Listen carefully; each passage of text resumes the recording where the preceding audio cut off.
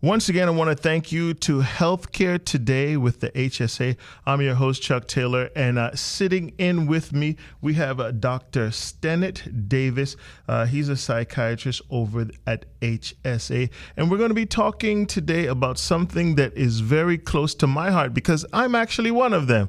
We're talking about Men's Health Week. As you mentioned before, I'm Dr. Stenette Davis. I'm a psychiatrist at the Health Services Authority. I primarily work in the clinic setting, providing services to Grand Cayman as well as Cayman Brac.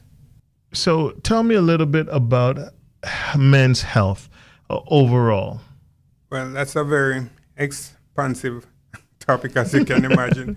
So we'd have to look, because I'm a psychiatrist, we'd have to talk first about mental health and then physical health. And physical health encompasses so many aspects. If you think about the body and the various organs, then we'd have to look at promoting behaviors that would lead to good functioning of those organs.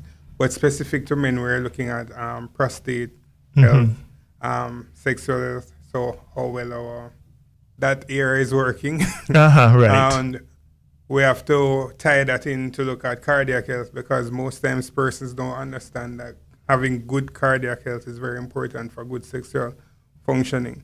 So we would need to look at everything together, and we have to look at the psychosocial aspect of it. So what is our support system like? What is our coping system like? And do we have a sense of connection to family, friends, and community? And more, financial health is becoming a real, very, very important topic, seeing what is happening with inflation and job security. For me personally, I wake up and I'm thinking, oh God, what bill did I pay? You know, based on what you're saying, yeah. I wouldn't think of that as a mental health issue. Based on what you're telling me, it actually can stem and be a part of my overall health issue. And that's just it. Health is ever expanding, and we're beginning to look more at various aspects of our lives and how that influences health. But to answer your first question, the most common mental health issue is actually substance abuse, right? So whether it be alcohol, whether it be cigarettes, marijuana, and other illicit drugs. So most persons don't really think of substance abuse as a mental illness. They will think it's just something persons do to cope, or if someone is using substances because they're not trying hard enough, or they don't have the willpower to fight the substance that they're using.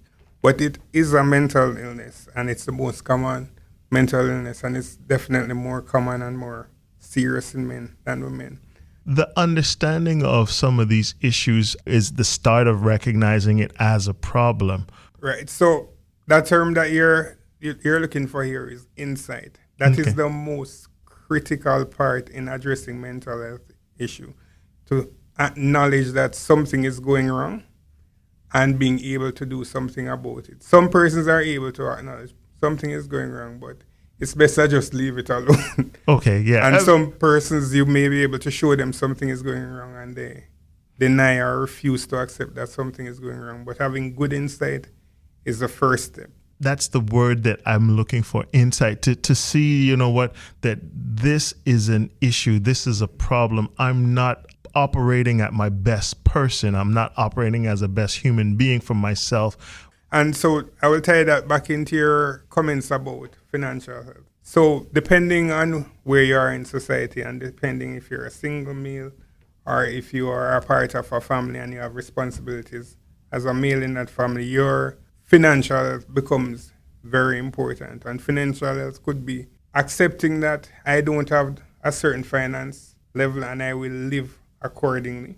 Okay. So sometimes it's not necessarily the amount of money persons are making. It's the amount of worry that they put into the amount of money that they're working, and then that becomes a stress. And stress would be the linchpin in mental illness. So basically most of the mental illnesses, you would have a genetic risk for it, meaning that you cannot get illness unless you have the genes for it to happen. But most mental health issues, including anxiety, depression, and even substance use to some degree, everybody is at risk for that. Okay. And then if you have enough stress, persons lose functioning. And that's when it becomes an illness, when you're no longer functioning like you used to do. You don't know what a person is going through, especially when it comes to finances. I mean, we're kind of coming back to that, but overall, everybody got bills, everybody doing this. They kind of classify that as it's happening to everybody, but more specifically, it's breaking down that you are not being able to function, and then that becomes a problem. And sometimes it goes two ways. So sometimes persons are having mental health challenges, and then you find that they may lose their job because they're not functioning the way that they should. They can't think of ways to solve their financial problem because, again, they're having symptoms of mental illness. So there are lots of things to consider. There are lots of components to health. So one of the things that I mentioned before is very important to have good social connections and very good coping skills. So the stereotypical characterization of the male is when he goes to the bar to deal with his stress, right? And there's this joke that they say, alcohol is a solution in which all problems dissolve, right? Right. I've heard that before. And I can assure you that is not true. Once the effect of the alcohol is gone, you're seeing your problems very clear. And then the fact that you're using alcohol so regularly become another problem. We start talking about some of the warning signs of West Indian men, because I am West Indian. Right. We tend not to seek help when things start to go south, as they say. You're a man, you'll figure it out. Those are common terms that we hear. Yeah. So there is definitely a gender bias in society where persons will see men as being weak or feeble if they're having symptoms of mental health.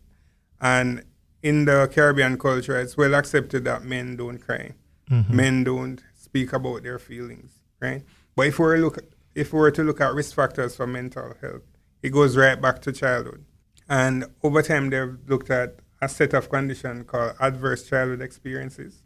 And the more adverse childhood experiences you have, the more likely it is for you to go on to later develop mental illness, right? So we're looking at things like witnessing domestic violence, alcohol use syndrome, home, if parents are divorced or separated, if anyone went to jail, if the kid is a victim of physical or sexual abuse, and just generally any traumatic situation that they have experienced in their early life. And if you have 4 or more, that's usually a predictor for mental illness in later life. So it goes right back to what are children being exposed to. When they are exposed to these traumas, are they getting mental services from early? So that can be a cushion for later life. People tend to try to hide the fact that, that this traumatic incident happened in my early childhood. I guess I'm looking to say, what's the comparativeness between men and women on these types of issues? So both men and women would experience similar circumstances. The only difference being in early life is that women are more likely to experience sexual violence or sexual trauma. So trauma is a very important word that you touched on, right? So trauma affects persons in various ways. So sometimes you will even see somebody would have heard that this girl was abused by an uncle or so on. And then you see that girl being promiscuous and you're like, wow. I would expect she would be afraid of men. But trauma affects persons in different ways. And sometimes when persons are traumatized in that way, they felt powerless in that moment. And by choosing to engage in that way later in life is a way for them to regain power. Even though someone looking on it doesn't make sense, but that is the psychology behind it. But trauma definitely is an important aspect of mental health issues. You'll hear somebody say, I'm going for therapy, and men be like, specifically us men, West Indian men, I never do that. I can't go talk to somebody, and not being derogatory, but why am I gonna talk to a doctor about what I don't have? Nothing's wrong with me. Do you find that men are more reluctant to go see therapy as a whole? Yeah, definitely. When we look at our mental health clinic, women are definitely overrepresented, and it doesn't necessarily mean that women have more mental health issues than men. It's just that women are more likely to seek treatment.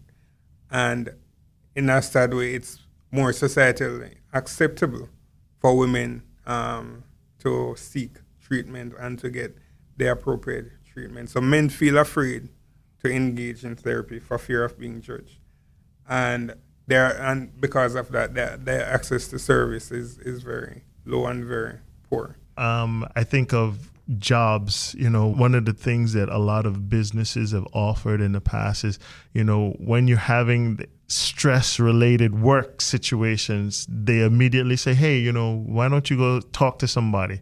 They try not to say counseling, right. But they say go talk to somebody. That's kind of the entry level to go to seek some sort of professional help. And in Cayman, I think persons are fortunate because the counseling center sees anyone. Mm-hmm. It doesn't matter if you're a citizen or a resident. It doesn't matter what your immigration status is. They will see you. Persons can seek mental health services without paying for it. Okay. But again, stigma is a big barrier for males especially to seek the care that they need. Mm-hmm. So do you see a discrepancy between younger males and older males when it comes to seeking professional help? There is a shift going on. So the older males definitely are less likely to come and seek help. They're more likely to tough it out, or they feel that this is the way that it should be, and if you try to do anything otherwise, it's being soft. The younger generation understand better what mental health symptoms look like and mental illness look like, and so they're more likely to seek care. But the other part of it is they're essentially given an ultimatum. And that's the trigger to seek help. Exactly. And it goes back again to financial security being a big concern now, especially for males. There may be a mental issue of why I can't work, but that never comes up. It's always a negative based on, rather than trying to find a reason and build on that to get the person working again. I think that's one of the things, we as men have to look for a better support. You always hear you're an island, you can stand alone, you're super strong, you know, but just man up. Yeah, exactly. Good term, man up. You don't. As young boys, we were taught not to cry. Take your licks and you'll be strong. But then that's physical talk. We're talking something that you can't see. You can't know what's in a person's brain. Yeah. You don't know the stress level that someone is under until you start talking to them on a professional level, which is needed. Right. And there's a misconception that lots of times when I encounter male, this is the common phrase. They're like, I am not even sure why I would feel depressed now, doc. It's years I going through this and know how to deal with this and helping people with the same problem. And then I have to explain, but can you understand that if you're going through stress for years, then this is likely why it's happening, because stress would break you down over time. But they feel that going through the stresses over the year should actually make them better. Make them stronger. At dealing with it, as opposed to understanding that the stress would be what would be breaking them down. With the advent of social media and all these technologies available, if you pick up your phone, you get probably 10, 15 alerts about all the bad things happening in the world, right? Take yourself back to COVID and the constant information about the amount of persons dying, the millions of people infected with COVID, which countries in lockdown. And it's just bad news, negative information, and it comes at you. As you wake up in the morning, you pick up your phone. Bad news, bad news, bad news, bad news, bad news, bad news. And of course, that becomes a source of psychological stress as well. Persons are having less physical connection. So before, where you would meet up with friends, you would play games, you'd probably play some football, you would have conversations. It's like sending a text now just to say, I said hello. So the social connectivity is breaking down over time because persons are having less and less meaningful connections now. Mm-hmm. COVID over the last 2 years has probably heightened that. You didn't see somebody for 3 or 4 months. Now it's 2-3 years before you having a conversation and talking physically. You think that played a substantial account into what we possibly are going to be seeing from now into the future? Yeah, the effects of COVID will be in generations to come. After lockdowns ended, the number of persons presenting to the mental health clinic spiked, and it's from children to elderly persons. Okay. And we saw persons in males. We saw more and more persons, and we've been talking about the mental aspect for quite a little while. Physically, how can I make sure that my mental health is kind of well-rounded? There's some interlink between physical and mental health. The cardiovascular system is the most important thing for health overall. If your heart isn't functioning well and your blood vessels aren't open for the blood to get where it needs to go, that definitely affects your mental health. Once again, folks, thank you so much for tuning in. This is Healthcare Today with the HSA. I'm your host, Chuck Taylor, and I'm talking with psychologist Dr. Stenette Davis. We're talking about Men's Health Week and things, how you can improve your mental health, signs that you might be at that breaking point. Those are the things that we're talking about. All right, so we'll go back to the word of the insight, right? So remember I said earlier that substance abuse is one of the most common mental illness facing the world right now. So if you find that whatever substance you're using, you've been using more and more over time, that's a warning sign. If you have to use the substance in the morning, that's a warning sign. To cope. If you are using this substance in favor of having interactions with people that usually mean something with you, that's a warning sign. And if it's starting to take, you're spending more money to obtain these substances, or you're putting yourself at risk to obtain these substances, those are key warning signs that you need to get some mental health.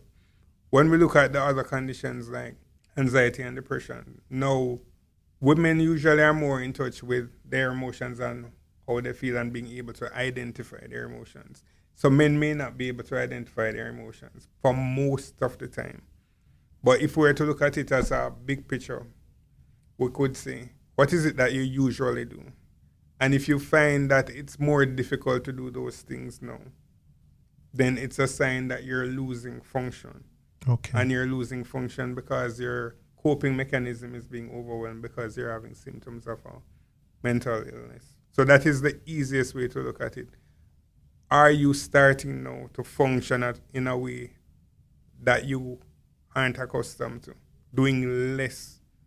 If persons are starting to have thoughts of wishing to be dead, making plans to kill themselves, he's not operating the way that he used to, talking less, and then all of a sudden this person making plans to give away possessions, finalizing wills and so on, those things are very serious sign that that person may harm themselves. And of course you have other serious mental illness like psychosis or schizophrenia, where if persons are hearing voices speaking to them, seeing things, or if they become paranoid, feeling as if persons are out to get them, persons are attacking or watching them, then you can get an idea if they're having some serious mental challenges going on there. It's watching and seeing in that talk that you're talking about, that interaction with a human being, having that connection, understanding that you're actually reaching to somebody and saying, hey, how you doing? And having that awareness. So, and that is correct. So that social connectedness is very important because some persons, when they're developing symptoms of a mental illness, cannot see it.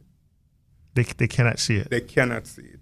But if you have someone who you're connected to and you trust them, they can say, I am noticing these things. Come, let us get it sorted out. So again, it's very important to build that social connection, whether with friends, family, co-worker. It's extremely important. Extremely important. As we getting set to wrap up here, if me or somebody or a listener out there wanted to get in contact and say, hey, I'm not feeling myself, how would we do that?